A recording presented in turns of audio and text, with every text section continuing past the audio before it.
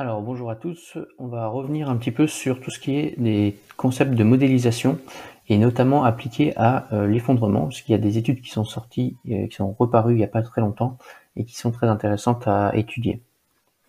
Donc tout d'abord, on va regarder ensemble qu'est-ce que la modélisation. Donc la modélisation, c'est une simulation mathématique de la réalité qui permet de prédire les évolutions d'un système complexe. Donc ici, par exemple, on peut voir un système avec des interactions entre les éléments qui vont être quantitatives, qualitatives, etc. Ensuite, ça va apporter des choses avec d'autres systèmes complexes, et il va y avoir aussi des boucles de rétroaction négatives, positives. Tout ça est très compliqué, et quand on lance une machine comme ça, la machine peut aller un peu dans toutes les directions. Si on n'étudie pas ses compositions et ses dynamiques, on ne pourra pas savoir ce qui va se produire dans le futur. C'est un petit peu le problème qu'essaie de résoudre la modélisation. Donc c'est des choses qui sont étudiées et qui sont pratiquées depuis très longtemps au niveau scientifique et mathématique. Donc qu'est-ce qu'on peut faire par exemple avec la modélisation? On peut, avec une courbe ici en noir, on peut estimer en fonction du temps l'évolution d'un paramètre, qui peut être par exemple une population bactérienne ou autre, une population animale, et ensuite on va lancer une expérience en in situ, donc avec des vraies bactéries dans un vrai milieu de culture, et on va constater avec différents laps de temps, on va regarder la population qu'il y a dans ce milieu.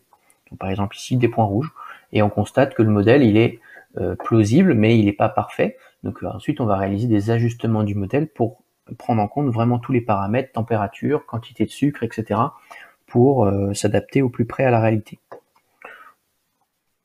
Après, on peut aller travailler sur des choses qui sont encore plus complexes. Donc, par exemple, là, dans un schéma du fonctionnement du sol, avec les photosynthèses, les apports des différents animaux et plantes, on peut modéliser tout ça et on peut en obtenir des modèles plus globaux. On peut faire ça aussi à l'échelle mondiale, et on peut, par exemple, faire des modèles pour prédire la température de la planète au cours des différentes années.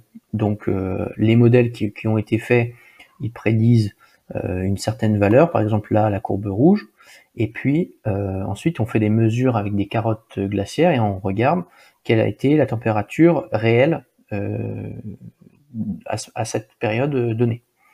Donc on voit effectivement qu'il y a des aléas entre le modèle et la réalité, et on a quand même quelque chose d'assez plausible. Voilà.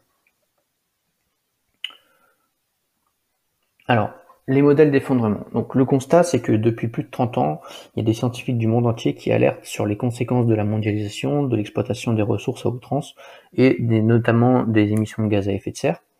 Donc on va regarder ce qu'il en est.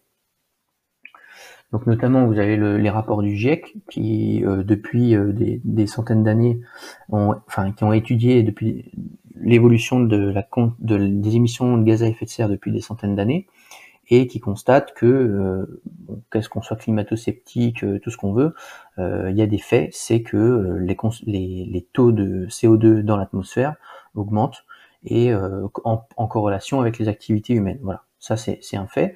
Alors, est-ce que ça se serait passé de toute façon? Est-ce que ça serait pas passé de toute façon? Limite, peu importe, le fait est que ça augmente, et ça a des conséquences sur l'augmentation de la température moyenne partout dans la planète.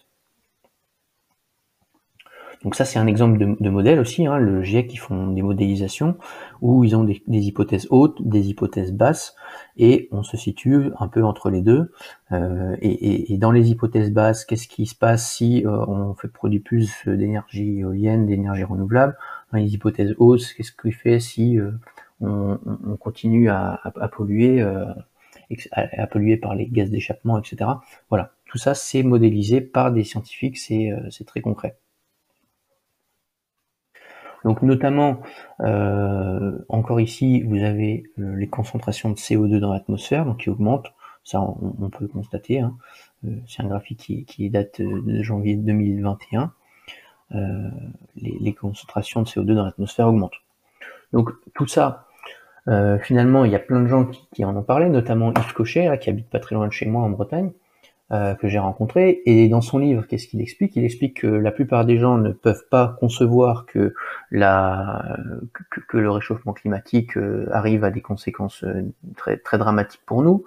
Ils ne peuvent pas concevoir que le système actuel, que les supermarchés seront toujours approvisionnés, etc.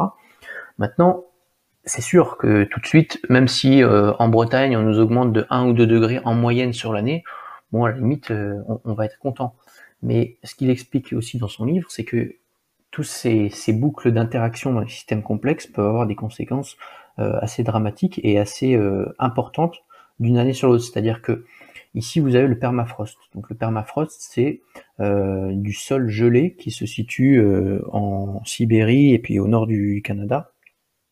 Donc c'est des sols gelés qui la plupart du temps sont blancs, c'est-à-dire recouverts d'une fine couche de neige, de glace. Et voilà, vous savez bien que la glace à 0 degré, enfin à -1 à 0, c'est de la glace, c'est blanc. À +1 degré, c'est de la bouillasse, ça devient tout noir comme ça. Donc il suffit d'1 degré de plus pour que on change du blanc au noir, et alors à ce moment-là, l'albédo, c'est-à-dire la capacité de cette surface à réfléchir la lumière et à ne pas récupérer la chaleur, elle est grandement augmentée. Donc on passe, un jour on a 1 degré, et puis en fait le fait que ça devient tout noir au lieu d'être blanc, on passe à 2 degrés, puis 3 degrés, puis 4 degrés de plus. Et ça en moyenne, voilà les épisodes de canicule que ça peut faire au niveau global. Ça perturbe totalement le climat. Et ça, c'est pas juste sur un champ, c'est sur quasiment la totalité du pôle Nord, quoi, de la surface du pôle Nord de la Terre. C'est des surfaces immenses, donc des conséquences immenses. Donc là, on va parler d'un rapport qui est le rapport Meadows, qui a fait l'objet de plusieurs livres et qui date de 1972. Donc quel est le rapport avec la modélisation? Le rapport, il est que ces gens, ils ont mis en équation tous les paramètres de la société humaine et de la planète globale, donc les échanges gazeux, la température, les ressources naturelles, la population mondiale, etc. Et on se rend compte ici que donc vous avez les courbes qui sont en très continu, qui sont les choses qui sont réalisées, et puis les pointillés qui sont les choses théoriques qu'ils avaient prédites. Donc ils ont mis tous leurs calculs en équation, ils ont lancé le modèle en fonction du temps, et ils ont vu voilà comment ça se passe. Donc à partir du moment où on commence à épuiser les ressources non renouvelables qui sont les métaux rares, les ressources fossiles, etc., très rapidement, on ne peut plus produire autant de choses qu'on le faisait avant. Donc moi je pense notamment à l'agriculture, où vous prenez, si on considère effectivement que les ressources fossiles sont finies, il arrive un moment où il n'y en a plus. Aujourd'hui, comment on fait? À quel prix on va vendre l'alimentation si on ne peut plus produire avec des tracteurs, où on doit revenir à la charrue et au bœuf comme à l'ancienne? Donc ça, ce n'est qu'un exemple, mais comment on peut faire des panneaux solaires, comment on peut faire des moteurs électriques si on n'a plus de cuivre, ou si le cuivre qu'on a est complètement usé, recyclé à outrance et on ne peut plus l'utiliser. Voilà. Donc ce modèle-là, il est sorti récemment, il y a plusieurs articles qui en ont parlé. Ils ont constaté, donc notamment des gens du MIT qui ont repris ces modèles et qui les ont analysés et qui ont constaté que les choses se réalisent. C'est-à-dire que si on est proche du modèle ici par rapport aux prévisions qu'avaient fait les gens en 1972, il y a de fortes chances qu'on soit proche de ces valeurs-là au moment où ils le disent. Même si on est ici ou si on est ici, la population mondiale, visiblement, elle va diminuer. Donc ils annoncent effectivement un pic à l'horizon 2040, mais d'ici là, il y a beaucoup de choses qui vont arrêter. Par exemple, voilà, les nourritures par habitant, en 2025, ils prédisent que elle va nettement diminuer. Production industrielle par habitant, et même ici, voilà, le niveau de service par habitant, donc entre guillemets le niveau de confort, on peut aussi le relier à ça. C'est avant 2025, c'est 2024-2023. Voilà. Donc On a des gens qui ont travaillé, des gens sérieux, des chercheurs qui ont travaillé sur ces modèles, qui ont fait des prévisions, qui ont lancé les machines pour voir comment ça allait évoluer si on continue dans ce sens par la suite. Et voilà ce qu'ils prédisent. Donc si on regarde, on peut le regarder un peu plus en détail. Donc bon, la pollution également qui augmente, qui ensuite diminue en fonction de la baisse d'activité qu'on aurait. Et notamment ici la population mondiale qui diminue. Alors on laisse imaginer comment elle diminue. Et je pense pas que ce soit juste un déséquilibre entre les natalités et les mortalités de vieillesse. Les crises qu'il peut y avoir peuvent entraîner des génocides, des gens qui se chamaillent entre eux pour avoir de la nourriture, etc. Yves Cochet, dans son livre, il explique que, grosso modo, la région parisienne notamment, qui n'a que 48 heures de vivre en stock par rapport au flux qui arrive sur cette région, en gros, dans quelques années, ce sera une zone inhabitée parce que tous les gens seront décédés violemment ou de famine ou de soif. Piero San Giorgio, qui est un auteur suisse, en parle très bien dans son livre Survivre à l'effondrement économique, qui est paru en 2011. Et notamment, il prend l'exemple d'une île qui a été sur laquelle ont été introduits des rennes en 1944. Donc c'était des gens qui prévoyaient un petit peu les problèmes à venir par rapport à la guerre autour de Pearl Harbor. Et ils ont introduit des rennes sur cette île, une île qui faisait plusieurs centaines d'hectares et qui avait tout pour les rennes, donc de la prairie à volonté, voilà. Donc ils ont introduit 29 rennes, je crois, au départ. Et la population qui est ici on voit sur le graphique, elle a rapidement augmenté. Donc les gardes-côtes, ils ont suivi cette population, ils l'ont étudiée. Et par contre, ils ont constaté que au bout d'un moment, bon, comme toute population qui possède des ressources illimitées et commence à augmenter de façon exponentielle, donc ça veut dire que ça double, ça triple de plus en plus. Mais arrivé un moment en fait où il n'y a plus de ressources. Et là, c'est pas une diminution tranquille de la population comme peut-être le présente le rapport Meadows. En fait, on a une diminution drastique puisqu'il n'y a plus rien à bouffer. Et au total, il y a un chercheur qui est allé sur cette île dans plusieurs années après, en 1975, je crois, et il a constaté qu'il restait que une poignée de rennes, notamment que des femelles, et que finalement la population est revenue à zéro puisqu'il n'y avait plus de reproduction. Voilà, donc c'est pour voir que un épuisement des ressources dans un milieu comme ça qui augmente de façon exponentielle parce qu'il y a une abondance, au bout d'un moment, quand on épuise ces ressources, on se retrouve avec une diminution drastique de la population. C'est pas juste on réduit les naissances et ça va quoi. Donc après, Pierrot, dans cette conférence qu'il a fait en Suisse en 2016, il expliquait que quand on observe la croissance de la population mondiale, on arrive à aussi des croissances exponentielles. Alors, on peut toujours moduler cette courbe en fonction des échelles de temps. Si on zoome un peu sur l'échelle de temps, c'est sûr que ça monte moins vite, mais ça reste une courbe exponentielle. On peut pas le nier. Et il pose effectivement la question de qu'est-ce qui se passe après. C'est-à-dire, on arrive à un endroit où qu'est-ce qui se passe si on épuise toutes les ressources, et il fait le parallèle avec la population des rennes, puisque même si on est un animal évolué, sociable, etc., faut pas oublier que on reste des êtres vivants, et tous les êtres vivants que l'on constate sur des milieux de culture, que ce soit pour des bactéries, que ce soit pour des lapins de Garenne, que ce soit pour des rennes sur une île, toutes ces expériences montrent des courbes similaires à ceux des rennes qui est présenté ici.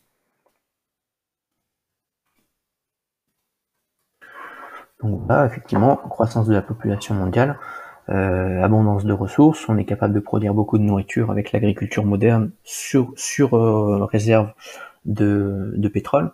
Alors ce qu'il faut bien préciser dans le livre Survivre à l'effondrement économique, c'est que en fait si on raisonne uniquement en termes d'énergie produite et d'énergie consommée, aujourd'hui l'alimentation elle est à l'équilibre, c'est-à-dire qu'on consomme une calorie pour produire une calorie d'alimentation, quasiment. Donc si on veut nourrir beaucoup de monde, effectivement, il y a des conséquences, et si on n'a plus de pétrole notamment, comment on peut faire?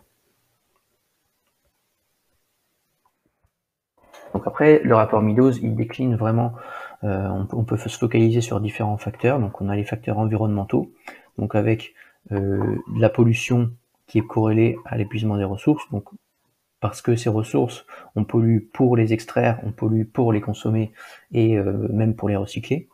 Donc ça, ce sont deux facteurs qui sont directement corrélés.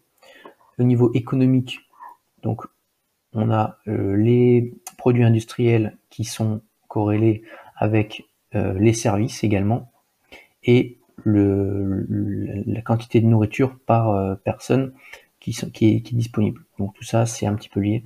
On voit comment ça peut évoluer. Et ensuite, au niveau de la population, donc ça c'est la population globale.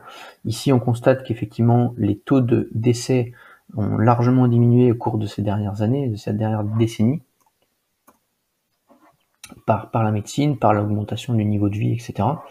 Également, les taux de natalité ont diminué. Bon, ça c'est un peu un phénomène social, que quand on préfère avoir que 2 enfants ou 3, quand avant on voulait en avoir plus pour aider au travail des champs. Et puis il n'y avait pas les politiques aussi de contraception, on connaissait pas tout ça. Donc on a amélioré effectivement sur ce point. Maintenant, la population ici, c'est pas forcément uniquement ces deux courbes-là qui expliquent la diminution de la population. On peut notamment regarder ici la population, enfin la quantité de nourriture par habitant qui amènera obligatoirement à la réduction d'une population.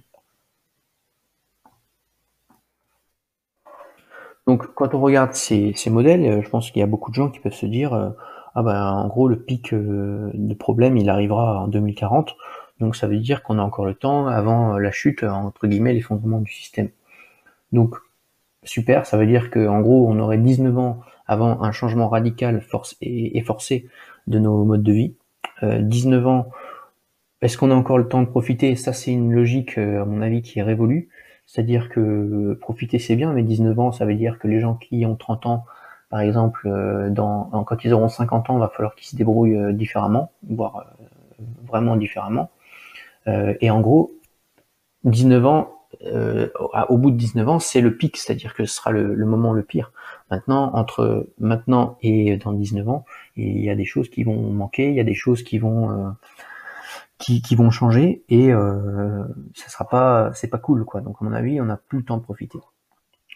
19 ans, c'est surtout, pour moi, ce que je vois, c'est 19 ans pour se préparer à vivre différemment et à construire des choses, à s'adapter, à s'habituer à des modes de vie qui permettront d'être plus résilients.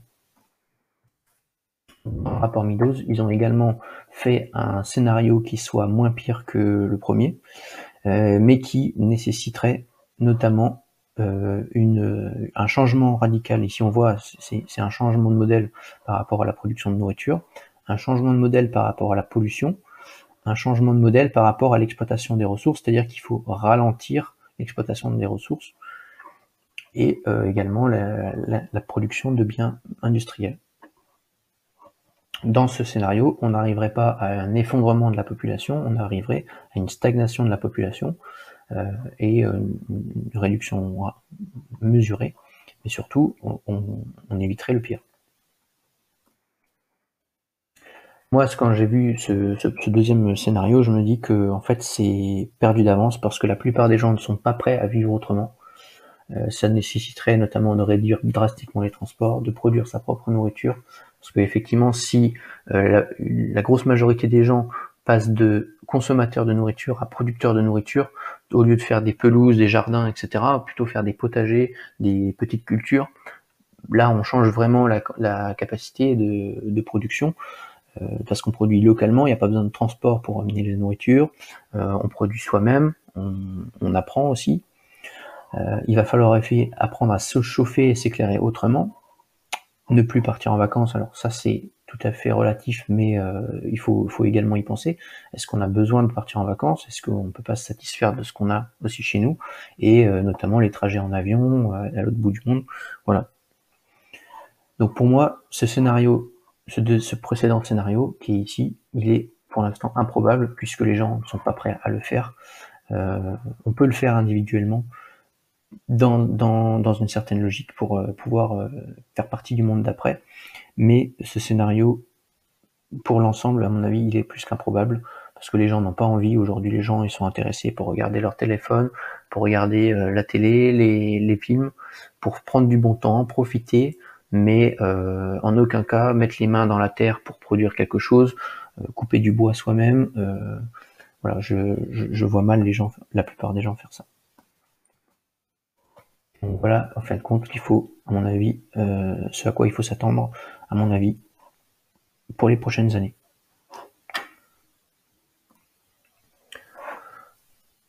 Donc, il y a certaines hypothèses qui voient aussi la chose, peut-être le verre à moitié plein. On peut dire aussi qu'en fait, en 2021, tout le monde se mobilise pour pouvoir un jour revivre comme avant, avec des sorties, avec des loisirs, avec tout ça, pour pouvoir profiter comme avant. Mais finalement, est-ce que c'est bien souhaitable de vouloir profiter comme avant? Est-ce que c'est pas le moment de saisir cette opportunité pour changer de mode de vie et se préparer aux années qui viennent différemment, c'est-à-dire revoir son habitat, revoir son mode de consommation, son mode de consommation alimentaire. Voilà, est-ce que on peut pas profiter de ce tournant-là pour voir les choses autrement et pas attendre juste de pouvoir revivre comme avant? Et faut pas oublier que comme avant, on est sur une courbe exponentielle. On nous promet de la croissance illimitée dans un monde fini avec des ressources limitées. Donc voilà, qui peut croire à ça en fait? Illimité, ça veut dire infini, croissance infinie, augmentation de population infinie, consommation d'énergie fossile infinie. Non, enfin, c'est improbable. C'est pas improbable, c'est impossible. Dans les solutions qui sont proposées, il y a le fait de construire une base autonome durable. Donc c'est un concept de petite ferme autonome qui peut aller de 500 mètres carrés, 1000 mètres carrés, 2000 mètres carrés à plusieurs hectares, et de pratiquer l'agriculture personnelle, l'élevage si vous le souhaitez, de subvenir à vos propres besoins, et surtout de pouvoir transmettre ces choses, ces savoirs et ces biens immobiliers à vos enfants pour qu'ils puissent vivre sereinement dans les prochaines années. Parce que quand on dit 19 ans, nous, peut-être qu'on arrivera. Maintenant, 19 ans, nos enfants, quand ils auront 20 ans, leur vie, ça va pas être la même, et eux, ils pourront pas profiter. Donc c'est un petit peu ça qu'à mon avis, il faut changer comme état d'esprit, et il faut construire maintenant des choses pour nos enfants plus tard. Donc c'est ce que nous proposons dans le projet Autonomie et Résilience. Donc c'est un projet que nous avons réalisé en partenariat avec Piero San Giorgio. Dans ce projet qui est un regroupement des différents savoir-faire et des différentes informations, des techniques pour vous préparer face aux crises. Donc tout d'abord, Piero San Giorgio, il a effectué depuis 10 ans un travail de recherche sur l'autosuffisance au travers de différentes vidéos et documents qu'il a mis à disposition sur cet espace Autonomie et Résilience. Nous avons rajouté également un espace collaboratif où chacun peut apporter des savoir-faire sous forme de petits articles, de petites vidéos très concrètes pour transmettre les savoirs et les compétences. Nous avons 10 guides stratégiques pour accélérer votre préparation sur tous les 7 piliers de l'autonomie et résilience. Donc, c'est-à-dire l'autonomie alimentaire, l'autonomie énergétique, l'autonomie hydrique, les liens sociaux, la résilience financière et l'autodéfense. Un dossier mensuel sur une thématique essentielle. Donc tous les mois, nous allons aborder un sujet en détail et en profondeur pour vous apporter du contenu et vous aider à réfléchir sur ces sujets. Et enfin, nous avons développé un service de mise en relation des utilisateurs qui le souhaitent uniquement. Donc on vous met en relation avec des gens dans votre région qui ont envie de faire des projets collectifs ou tout simplement de se rencontrer, de partager des choses en local. Donc moi par exemple je l'ai fait autour de chez moi en Bretagne. Donc on a regroupé une dizaine de personnes qui aujourd'hui vont s'investir avec nous pour produire de la nourriture sur l'exploitation. C'est pas une exploitation, enfin, c'est une petite ferme autonome qui va apporter de la nourriture pour ces 5 ou 6 familles. Donc comme le dit très bien Pierrot dans toutes ses vidéos, c'est le moment, préparez-vous. Demain il sera trop tard, c'est plus le moment de profiter. Aujourd'hui il faut avancer sa préparation, débloquer des moyens, trouver des moyens financiers, vous établir une nouvelle situation financière si vous n'avez pas suffisamment de moyens pour le faire, ou rejoindre des groupes de résilience comme le nôtre pour pour avancer et puis pour faire partie justement du monde d'après et envisager sereinement les années qui viennent.